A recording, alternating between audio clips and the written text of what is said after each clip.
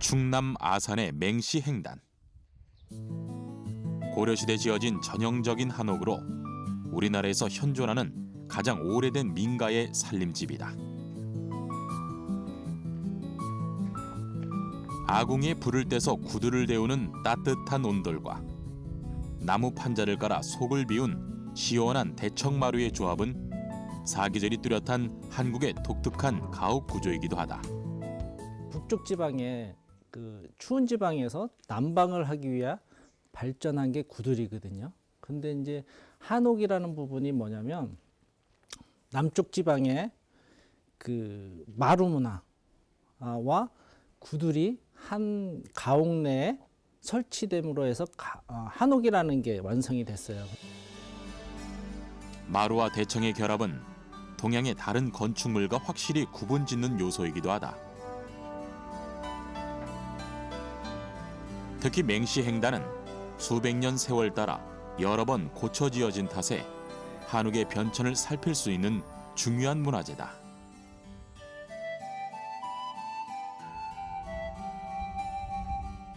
온돌도 처음부터 있었던 것이 아니라 1482년 집을 보수하면서 설치된 것으로 대문체에 굴뚝이 따로 없고 화방벽 중간쯤 높이에 암기와 한 장 크기로 구멍을 내어둔 것이 흥미롭다. 지금은 부엌이 없고 방을 데우는 역할만 하는 아궁이가 남겨져 있는데 융성했던 옛날과 달리 아궁이의 수도, 규모도 훨씬 줄어든 상태라고 한다.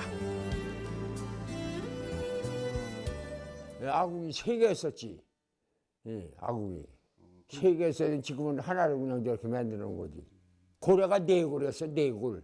4골이 워낙 한옥집은 4골인데 방이 뜨겁지, 골고루. 불 때문에. 온돌은 바닥에 깐 구두를 달구어 방을 데우는 방식의 난방 구조다. 겉으로 드러나지는 않지만 맹시 행단의 온돌에는 아궁이에서 구들로 넘어가는 지점에 분엄기가 없는 점에서 주목할 만하다.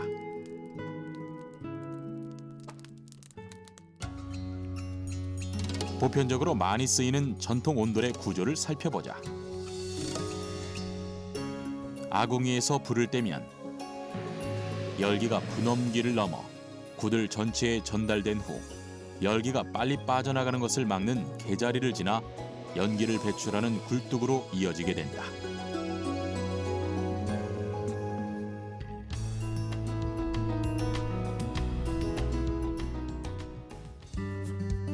그런데 15세기에 만들어진 맹시행단의 온돌에는 아궁이에서 고래로 넘어가는 분엄기가 없다.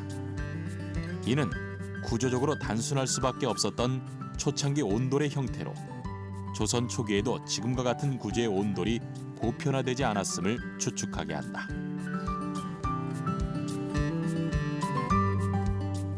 그렇다면 온돌은 언제부터 어떻게 만들어진 것일까?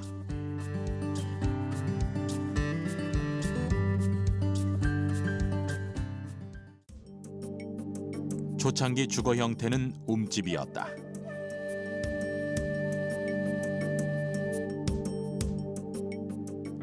내부에 화덕을 두어 난방을 했던 것이 취사를 위한 부뚜막이 분리되면서 난방 방식이 달라졌고 온돌이 나타나기 시작했다.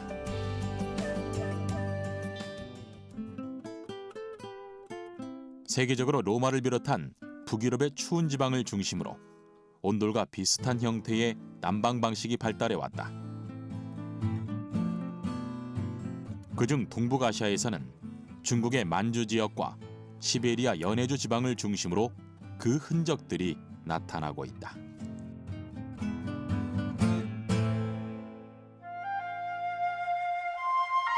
특히 추위가 매서웠던 한반도 북부 지역에서 온돌을 가장 발전시키고 널리 사용한 나라는 옥저에서 이어지는 고구려였고 최초의 온돌 형태는 기역자나 일자 모양의 쪽구들이었다.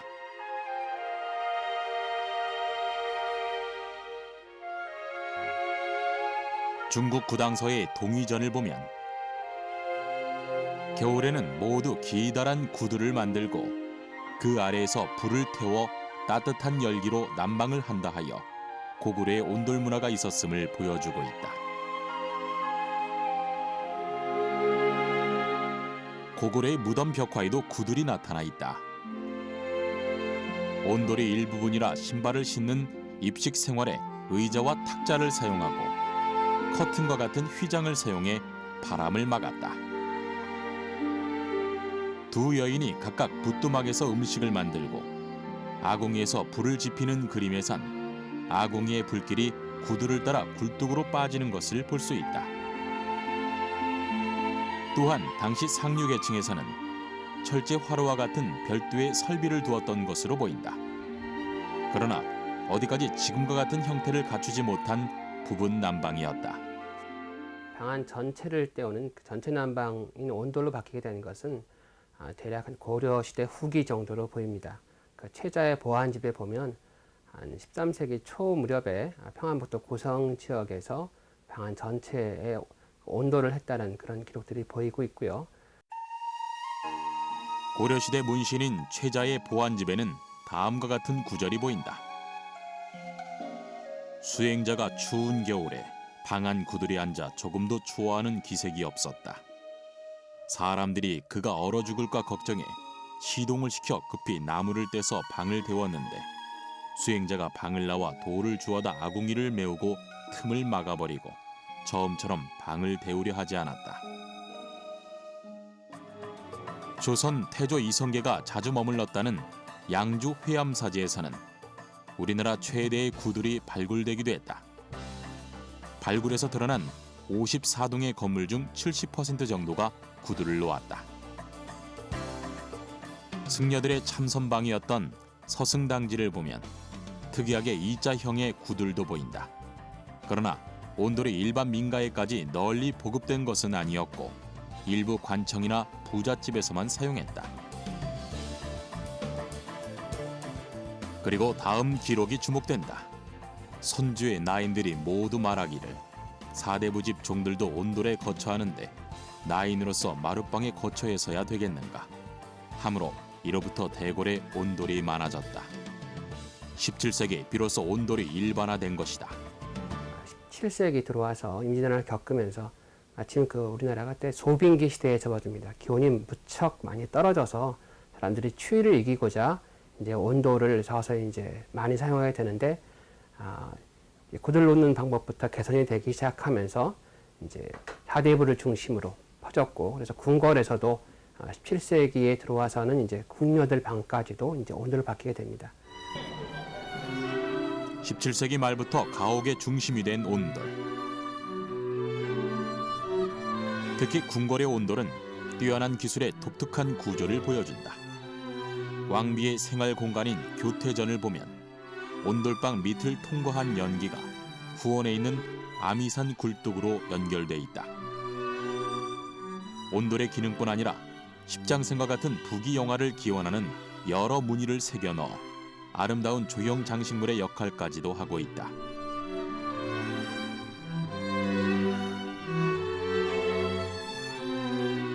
궁궐의 온돌인 만큼 기능적으로 조형적으로 최고의 기술자들이 동원된 것인데 함실의 구조가 튼튼하고 굴뚝이 방 가까이에 있으면 연기가 나가 보기에 좋지 않으므로 고래를 길게 깔아 굴뚝을 멀리 처리했다. 자경전의 경우에는 10개의 아궁이에서 나온 연기가 건물 뒤편의 굴뚝으로 연결되도록 했다.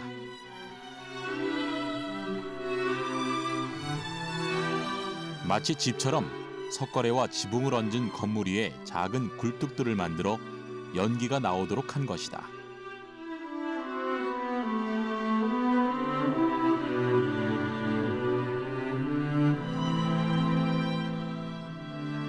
이렇게 뛰어난 기술과 진화를 거듭한 온돌은 추운 지방이지만 땔감을 사용한 벽난로가 발달한 북유럽에 비해 유독 우리나라에서만 발전하며 지금까지 사용되고 있는 방식이기도 하다. 왜일까? 지역적으로 우리나라는 이제 온천이라든지 또 산림 자원이 아주 풍부하다든지 이런 상황이 되지 않기 때문에 산림 자원이 적은 가운데서도 바닥을 뜨겁게 유지를 할 수 있는 이 온돌을 개발한 거지요. 바닥을 데운다는 우리만의 독자적인 난방 구조인 온돌. 그곳에는 어떤 원리가 숨어 있는 것일까?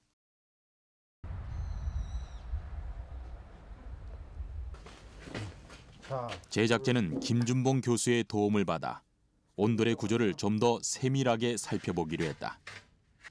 우리가 이렇게 접촉 난방을 통해서 먼저 어떻게 열기가 이동하는지 보기 위해 온돌을 작은 모형으로 만들고 구들장을 깔지 않고 유리관을 덮어 관찰해봤다. 아궁이에서 올라온 열기와 연기가 여러 개의 통로처럼 나 있는 고래 자리를 지나 굴뚝으로 빠져나가는 것을 볼 수 있다.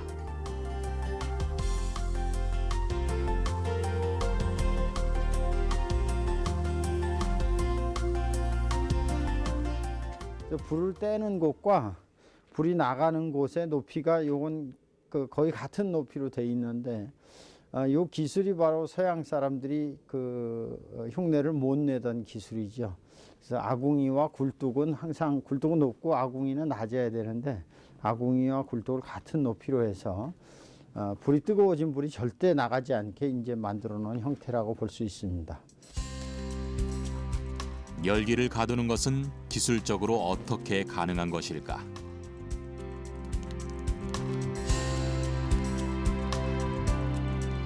온돌은 기본적으로 뜨거워진 불이 팽창해서 올라갔다가 식으며 무거워져서 가라앉는 부력의 원리가 적용된다. 여기에 뜨거운 공기와 찬 공기를 잘 섞고 그 열을 고르게 다스리는 장치가 온돌 곳곳에 숨어 있는데, 먼저 아궁이에서 구들로 넘어가는 분엄기는 구멍이 작기 때문에 열기가 바깥으로 새지 않고 고래로 잘 빨려 들어가게 해준다. 넓은 곳에서 좁은 곳으로 지나면서 이동 속도가 빨라지는 벤츄리 효과를 보이는 것이다. 고래 전체를 통과하는 그런 추진력을 말하자면 얻게 되는 게 벤츄리 덕분이다. 이렇게 이제 말씀을 드릴 수가 있습니다. 만약 그런 구조가 없다면 구들장 밑으로 이제 연기가 잘 침투하지 못하고 아궁이 밖으로 연기가 많이 새 나올 거라고 예상이 됩니다. 그래서 그 부분도 우리 선조들이 발명한 아주 중요한 부분 중에 하나라고 이야기를 할 수가 있고요. 분엄기를 지난 열기는 입구 쪽에 움푹 패여 설치된 구들개 자리에서 소용돌이 치듯 와류를 형성하며 고래 곳곳으로 열기가 퍼져나간다.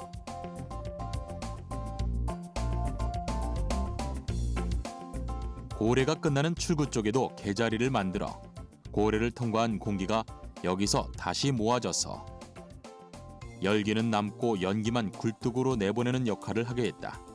마지막 열기까지 잡아 방을 데우는 것이다. 과학적이라는 게 유동이 그냥 빨리 지나가게 만드는 게 아니고 적당히 천천히 지나가게 만들, 어떤 부분은 빨리 지나가야 될 부분은 빨리 지나가도록 구조를 만들고 천천히 지나가야 되는 부분은 천천히 지나가도록 구조를 만들어 놨어요. 우리 선조들이. 그게 벌써 2000년 전에 일어난 일이니까요. 정말 놀라운 일이라고 할 수 있습니다. 온돌의 난방은 아궁이의 열기를 구들장에 축적한 다음 이 에너지가 서서히 방열되면서 실내 공기를 따뜻하게 유지하는 방식이다. 이는 서양의 전통적인 난방 방법인 벽난로나 라디에이터처럼 바닥이 아닌 공기만 따뜻하게 하는 대류 방식과는 확연히 구분된다. 라디에이터 방식은 대류 방법이죠. 대류식 난방 방법이 돼서 공기를 데피게 되면 뜨거운 공기는 위로 올라가고 찬 공기는 아래로 내려오는, 그에 비해서 우리 온돌은 이제 방안 전체를 갖다가 이렇게 열로서 가열하는 그런 복사 난방법이 되다 보니까 방안의 온도를 전체적으로 고르게 데펴주는 그런 그 원리, 그런 방법을 갖추고 있다고 볼 수 있을 것 같습니다. 지리산 반야봉의 칠불사.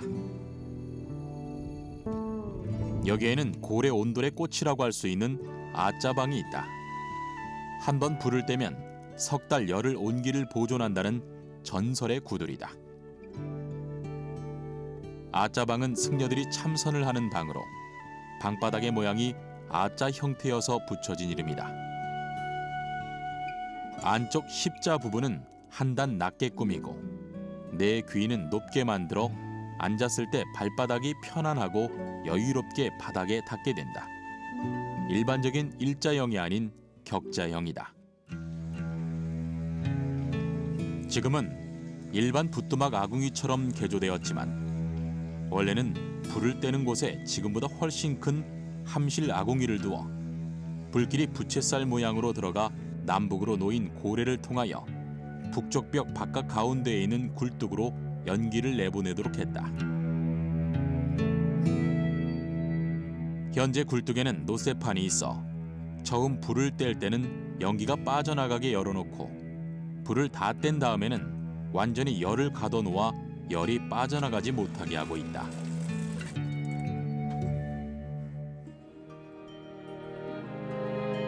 아짜방은 신라시대 금강가야에서 건너온 담공선사가 만들었다고 전해지나 확실한 것은 알 수 없고 지금의 아짜방은 6.25 전쟁으로 파괴된 것을 1982년에 복원한 것이다. 이 아짜방이 그 건물은 전소가 됐었는데 아궁이는 그래도 아궁이하고 이제 그 구들 이런 거는 그대로 남으셨다고 그렇게 복원하실 때 말씀하시더라고요.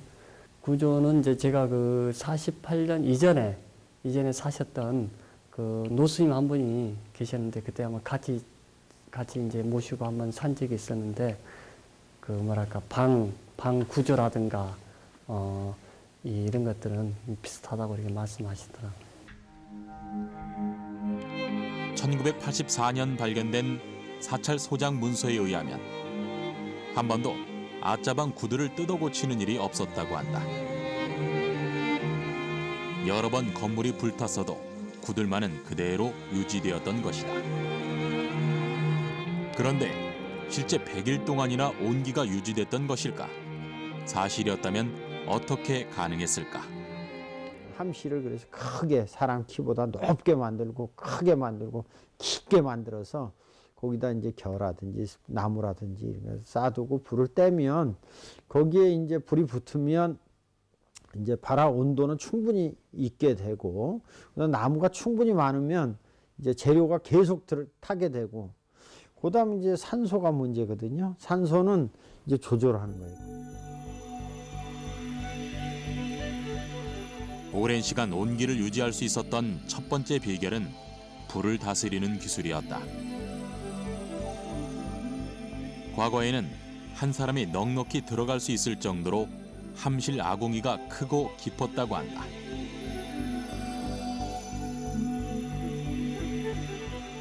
연료를 넉넉히 쌓아놓고 숯가마처럼 불씨를 꺼뜨리지 않게 한 것이다.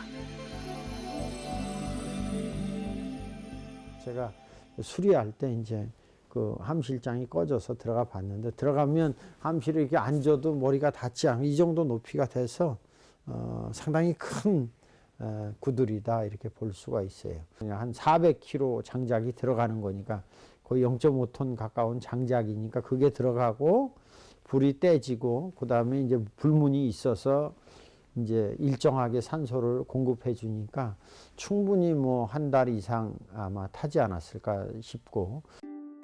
그리고 두 번째 비결은 구들 그 자체였다. 해체 당시 발굴에 의하면 고래의 폭이 30cm에 고임돌의 높이가 40cm로 20cm가 넘는 두꺼운 구들도 상당수 발견되었다.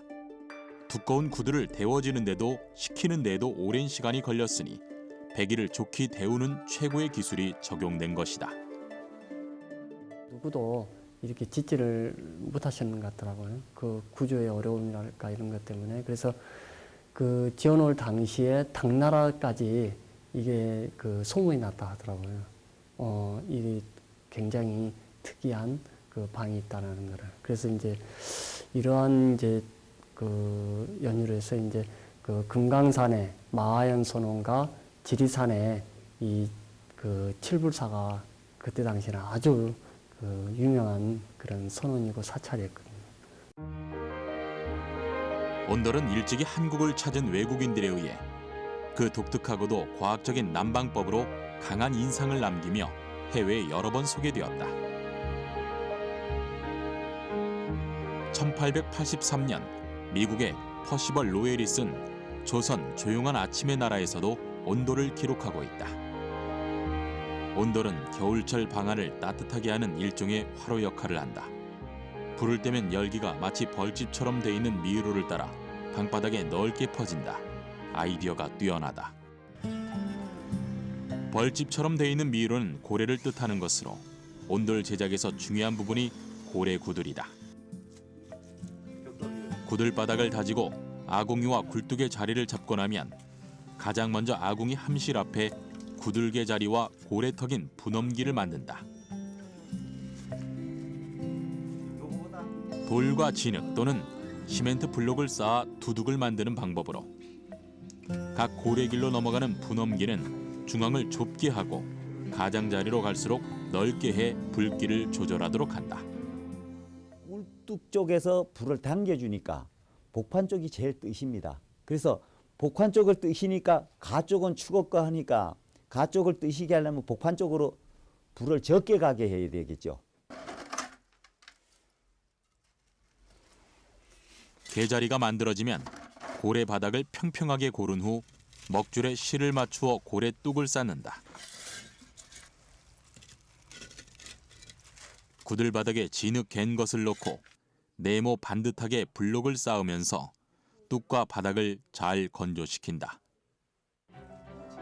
다음은 고래 뚝 위에 구들돌을 놓는데 구들장은 아랫목에서 윗목 순으로 덮으며 불길이 센 아랫목은 비교적 두꺼운 구들을, 불길이 약한 윗목은 얇은 구들을 사용한다.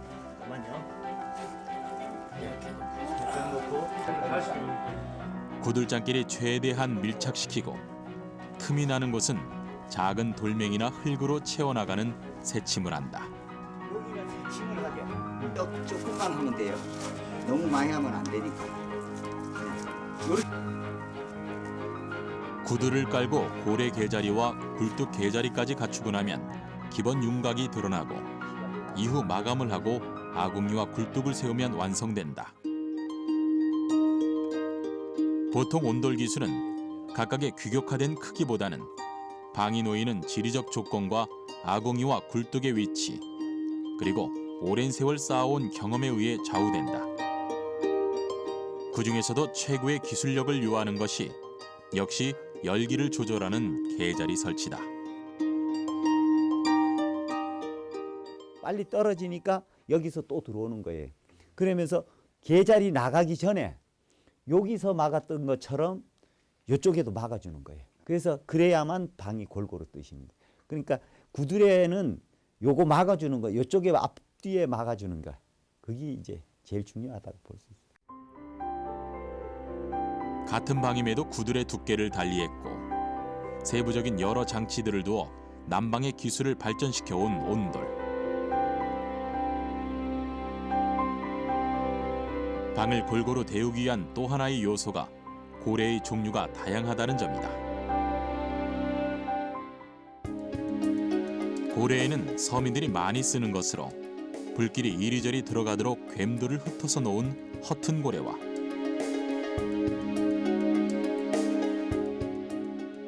고래가 일렬로 나란히 이루어진 일반적인 형태의 줄고래가 있다.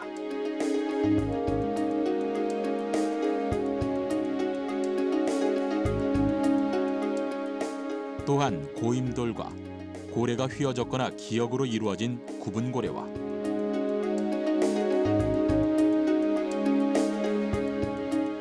부채살 모양으로 고래와 고임돌이 넓어지는 부채살 고래 등 그 종류가 다양하다.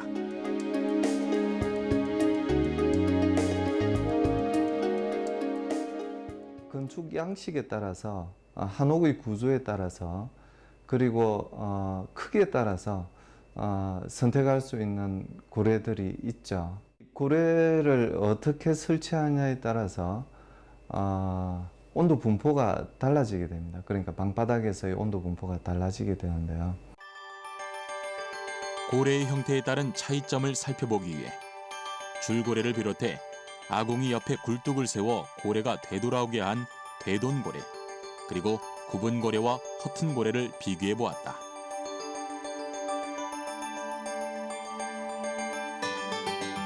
최근 이용되고 있는 전산 해석을 통해 열의 흐름을 분석해 보면 굽은 고래나 되돈 고래가 일직선으로 열이 퍼지는 줄고래나 허튼 고래에 비해 열 전달이 균일한 것을 알 수 있다. 굽은 고래는 이렇게 사선으로 지나가도록 그렇게 고래 구조가 만들어진 건데요. 그게 조금은 더 균일하게 온도 분포가 되는 걸 발견할 수 있었습니다. 그 대동고래는 연기가 한 바퀴 돌아서 나오도록 되어 있기 때문에 이 고래 구조 역시 허튼 고래나 줄고래에 비해서 조금은 더 온도가 균일하게 나온다는 걸 발견을 했었습니다. 고래의 형태에 따라 아궁이와 굴뚝, 개자리의 위치가 달라졌고 열의 전달도 달라졌다. 이렇듯 수많은 시행착오를 거치며 다양한 형태의 고래와 기술이 발전하면서 온돌이 한옥을 구성하는 주거 양식으로 정착하였고 동시에 우리 민족의 삶에도 지대한 영향을 미쳤다.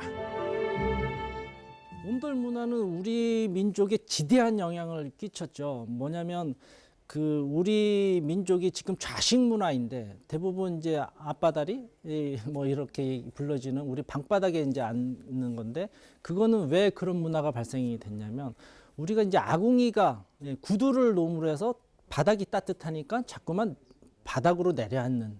그러니까 이 온돌이 구들이라는 것은 우리 문화, 우리 한민족의 문화에 절대적인 영향을 미친 중요한 요소라고 할 수 있습니다. 지리산 청학동. 세월과 함께 한옥도 개량된 형태들이 속속 등장하고 있지만 이곳은 여전히 전통 고래구들의 온도를 고수하고 있다.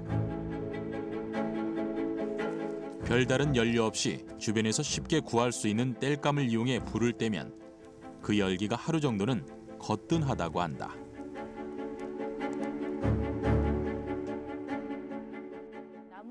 이런 나무를 한 6덩이 정도, 2번 정도 넣으면 다음날 저 오후까지 따뜻해져요. 이게 온돌이 두꺼워가지고 데우는데 시간이 좀 오래 걸리는데 그 대신 오래 가요. 그 다음날까지. 자연 친화적인 난방 구조로 꼽히는 온돌은 취사와 난방을 동시에 해결하는 효율적인 에너지원이기도 하다.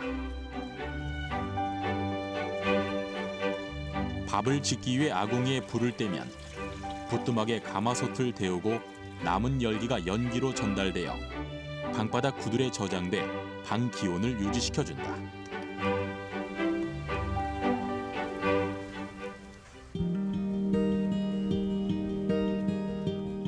또한 취사를 하기 위해 부엌을 설계하다 보니 부엌이 방보다 낮아졌고 마룻방도 감소하게 되었다.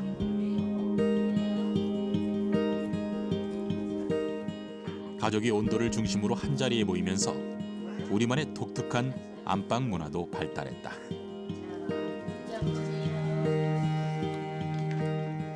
이제 온돌이 보급되면서 실내 생활이 이제 신발을 벗고 들어오는 좌식 생활로 바뀌게 되면서 이제 화로가 기능이 이제 쇠약해졌고요. 그다음에 휘장도 사라지게 됐습니다. 그리고 창문이 이제 좀 커지면서 창호지 문이 본격적으로 보급됐죠. 또 아울러 이제 가구의 형태도 앉아서 생활하다 보니까 낮은 가구들이 널리 퍼지게 됐습니다. 도구도 온돌 생활에 적합하게 발달했다. 입식에 쓰이던 의자나 침상, 휘장 등이 사라진 대신 바닥에 앉아 생활하기 쉽도록 문갑이나 탁자 등 높이가 낮은 좌식 기구가 발달했다. 또한 신발을 벗고 들어가 위생적인 생활을 가능하게 했고 옷도 앉고 일어서기에 편리하도록 한복과 같이 품이 넓은 옷이 발달하며 큰절을 하는 예절이 발달했다. 좌식을 하려면 바닥이 뜨겁지 않고는 안 되는 거죠. 그래서 이제 우리가 온돌을 개발을 했고 온돌을 유지했는데, 그러니까 온돌이라는 것은 좌식하고는 뗄래야 뗄 수가 없어요.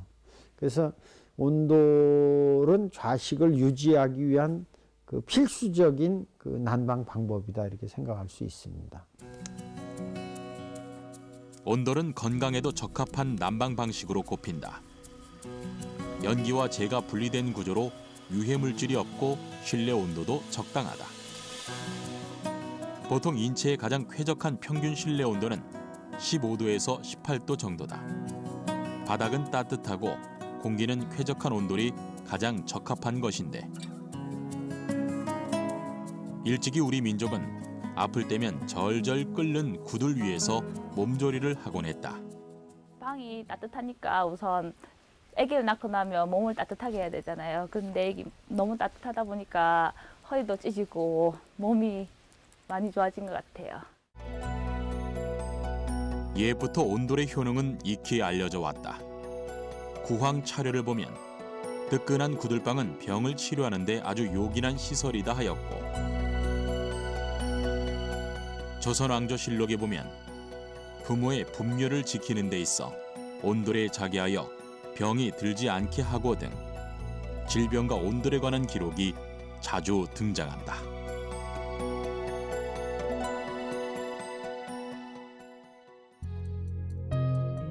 실제 동의보감에서도 온돌의 효능에 대해서 알려주고 있는데, 무엇보다 신체 건강에 가장 적합한 구조로 꼽힌다. 온돌을 두한 조결의 효과를 볼 수 있다라고 얘기하는데, 두한 그러면 이제 머리가 차갑고 조결 그럼 아래쪽이 뜨거워진다는 얘기죠. 족이라는 게 다리 족자, 발 족자를 말하는 것이기 때문에. 그런데 한의학에서 특히 동의보감에서 말하는 건강의 원리가 바로 그것입니다. 두한 조결은 동양의학에서 말하는 대표적인 건강 비법이다.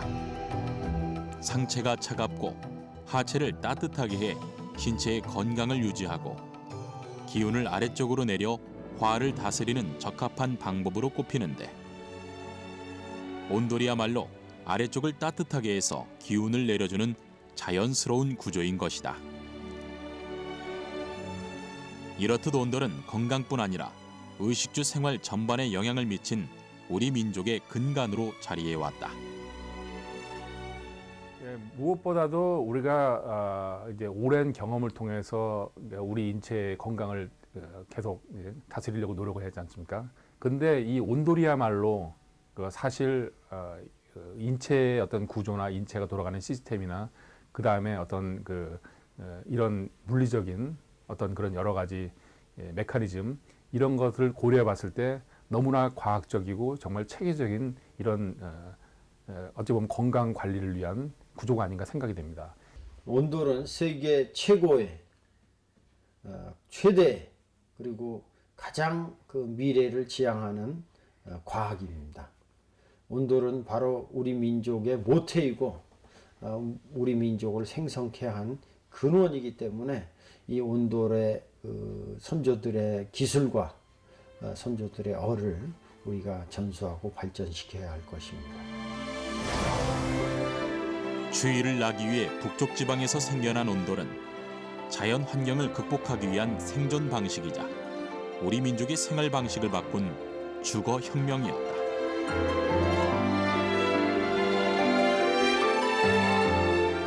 최고의 기술자들이 궁궐과 사찰을 중심으로 불과 열을 가두어 돌을 데우는 방식을 연구하고 개발하며 민가로 널리 전파되었다. 수백 년 생로병사의 삶의 중심 공간으로 아늑한 삶을 제공하고 있는 온돌은 가장 오래되면서도 가장 과학적인 우리의 자랑스러운 문화유산이다.